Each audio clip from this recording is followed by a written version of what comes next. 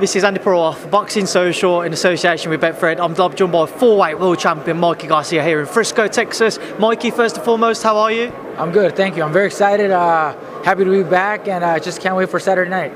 Let's get into it. Saturday night, you face Jessie Vargas. Talks about the decision first and foremost to stick at 147 and not maybe move back down.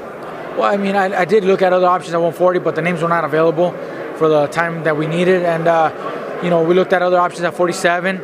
And if I was going to compete at 47, then I definitely wanted a good name, a good challenge, to prove myself and to prove to everybody that I can be a solid contender at welterweight. So we landed on Jessie Vargas. I think it fits the bill perfectly. He's a tough opponent, tough name to beat. So I think people will change their minds about my opinion, my chance at 147 after this fight. Obviously, after the Spence fight, a lot of people, they wanted to see you move back down to either super lightweight or possibly lightweight. Do you see yourself sticking at 147 now? Can you see, or do you see maybe a future back at one of those weights? I mean, I can always come back to 40. I'm not ruling out the opportunities at 40, but for the moment, I'm fighting at 147. And if there's better opportunities for me at welterweight, then I'm gonna stick around.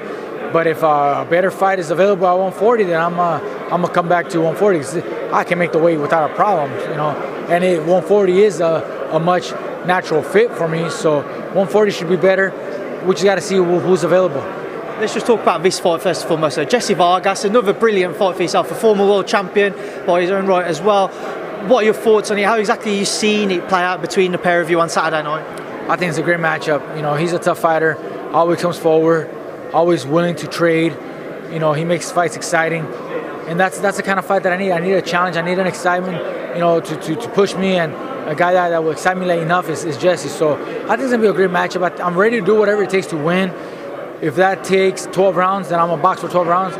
But if I need to bang and trade for in the middle of the ring for me to win the fight, then I'm ready to do that too. You mentioned banging and trading. When you was in there with Spence, for instance, how did you feel at 147 taking his shots?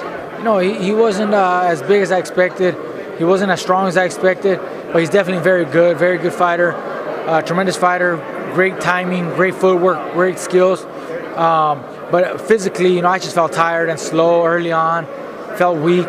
So it was hard for me to make any real adjustments, but that's just the way it is. You take a loss and you learn from it. So obviously you've got those ambitions to move back towards world title contention now. How do you kind of see the coming year or so playing out for yourself? Well, I want to be active. I want to fight this fight and fight 2 more times this year.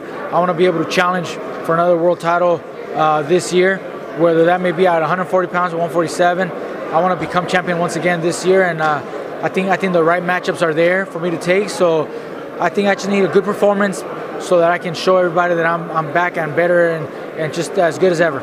Just 2 more quick questions I wanted to ask you. You mentioned 140. Josh Taylor and Jose Ramirez. If they do meet in an undisputed fight, how do you think you would fare against either of those? Well, I mean, I think it's a great matchup. You have a solid, strong, pressure fighter in Jose Ramirez, and you have the boxer, a little more of a skilled guy, southpaw in Taylor. So I think it's a great matchup.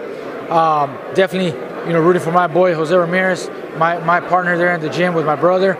But I mean, I would never fight Jose. If it happens to be that Josh Taylor wins, then I would definitely entertain that fight. I would love to fight for all the titles at 140. But it looks like I said, they got their agenda. They probably will be fighting soon. I'll just have to wait my turn. And finally, before I do let you go, obviously this past weekend in Vegas, Wilder Fury 2. What are your thoughts on Tyson Fury's 7th round stoppage win?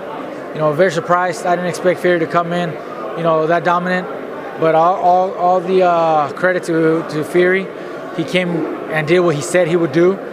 I just saw Wilder, either not the same. He was just not right. Just didn't feel like he had anything in him. So, but Fury did everything. Fury did great. So congratulations to Fury. Well, Mike, I know you're going to be a busy man and you've got other people to speak to. So I appreciate your time and best of luck for Saturday. I'll speak to you soon. Thank you. Thank you. I appreciate it. Thank you, Mikey.